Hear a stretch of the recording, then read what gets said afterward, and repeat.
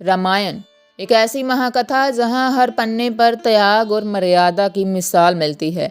जब भी बलिदान का जिक्र आता है तो हमारी आंखों के सामने भगवान राम, माता सीता और भगवान लक्ष्मण जी की मूर्त आ जाती है। 14 साल का वनवास, कांटे भरे रास्ते और राक्षसों से युद्ध।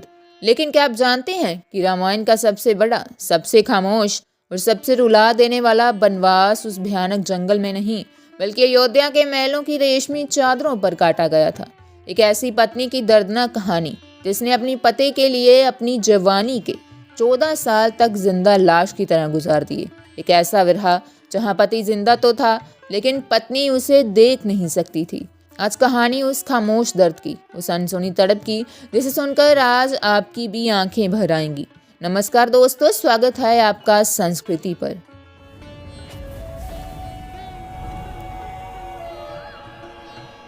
ये वनवास की पहली रात थी। थके हारे भगवान राम और माता सीता कुटिया में विश्राम कर रहे थे, लेकिन बाहर कुटिया के द्वार पर भगवान लक्ष्मण एक चट्टान की तरह खड़े थे। उन्होंने अपने मन में एक खौफनाक प्रतिज्ञा ले ली थी।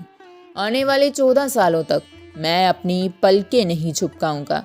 मेरे जीवन का एक एक पल सिर्फ मेरे भैया और भाभी की रक्षा के लिए होगा। लेकिन कुदरत के नियम को कौन बदल सकता है? शरीर को नींद की जरूरत थी। आधी रात के सन्नाटे में भगवान लक्ष्मण के सामने एक अलौकिक रोशनी प्रकट हुई। वो थी निद्रा देवी।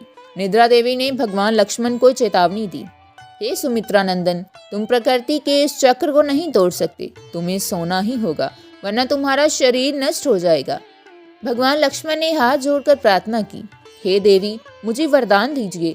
अगर मैं सो गया तो मेरे प्राणों से प्यारे मेरे भैया और भाभी की रक्षा कौन करेगा? निद्रा देवी भगवान लक्ष्मण के समर्पण को देखकर पिघल गई, लेकिन उन्होंने एक ऐसी शर्त रखी जिसने इतिहास का रुख बदल दिया। उन्होंने कहा, लक्ष्मण, मैं तुम्हें 14 सालों तक जागने का वरदान दे सकती हूँ, लेकिन प्रकृति का संतुलन बनाए रखने के लिए तुम्हारे हिस्से की नींद किसी और को लेनी होगी। कोई ऐसा इंसान जो पूरे 14 साल तक तुम्हारी जगह बिना उठे सो सके।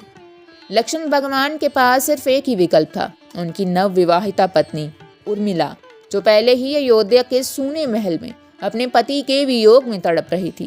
क्या पत्नी अपने पति के हिस्से का ये भयानक दर्द सह पाएगी? निद्रा देवी अयोध्या के उस सूने कक्ष में पहुंची। उर्मिला की आंखों के आंसू अभी सूखे भी नहीं थे। जब निद्रा देवी ने उन्हें भगवान लक्ष्मण की वो भयानक शर्त बताई तो पल भर के लिए महल में सन्नाटा छा गया। जरा सोचिए उस औरत के दर्द को, जिसका पति 14 साल के लिए दूर चला गया हो, वो दिन रात उसके सलामती की दुआ मांगती हो, लेकिन अब उसे एक ऐसी नींद में जाना था जहां वो अपने भगवान से प्रार्थना भी नहीं कर सकती थी। लेकिन उर्मिला की आंखों से आंसू छलक पड़े, पर उनके होठों पर एक गर्व भरी मुस्कान थी। उन्होंने कांपती हुई आवाज में कहा, हे देवी, अगर मेरे इस दर्द से मेरे स्वामी अपने कर्तव्य का पालन कर सकते हैं तो मैं अपनी पूरी जिंदगी इस नींद को सौंपने के लिए तैयार हूँ। आप मेरी आंखों में बस जाइए ताकि मेरे पति बिना किसी चिंता के जाग सकें। और उसी पल उर्मिला अपने बिस्तर पर गिरी और उस गहरी मौत जैसी नींद में समा गई। साल बीतते गए। अयोध्या के महलों में ऋतुएं आईं और गईं। राम भगवान और माता सीता ने जंगलों में राक्षसों का संहार किया।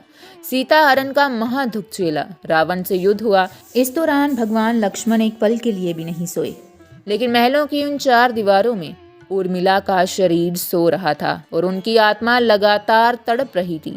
14 साल तक लगातार बिना कुछ खाए, बिना कुछ पिए, बिना कुछ बोले, वो सिर्फ एक इंतजार में थी। दुनिया के लिए वो सो रही थी, लेकिन असल में वो हर पल अपनी सांसों से अपने पति के प्राणों की रक्षा कर रही थी। 14 साल के उस महायुद्ध के बाद जब भगवान राम, माता सीता और भगवान लक्ष्मण वापस लौटे, तब जाकर उर्मिला की वो तपस्या पूरी हुई। उनकी नींद टूटी। रामायण में सीता माता की वनवास का दुख पूरी दुनिया ने देखा और पूजा, लेकिन उर्मिला का वो दर्द जो एक तरफा तड़प महलों की उन दीवारों में ही घुट कर रह गई। आज जब भी त्याग की बात हो तो उर्मिला के इस खामोश बलिदान को कभी मत भूलिएगा। अगर उर्मिला के इस दर्द ने आपके दिल को छुआ है तो कमेंट बॉक्स में जय श्री राम और धन्य है माता उर्मिला लिखकर उन्हें सच्ची श्रद्धांजलि जरूर दें। रामायण और महाभारत की ऐसी ही अनसुनी और दिल छू लेने वाली कहानियों को देखने के लिए हमारे चैनल को अभी सब्सक्राइब करें। धन्यवाद।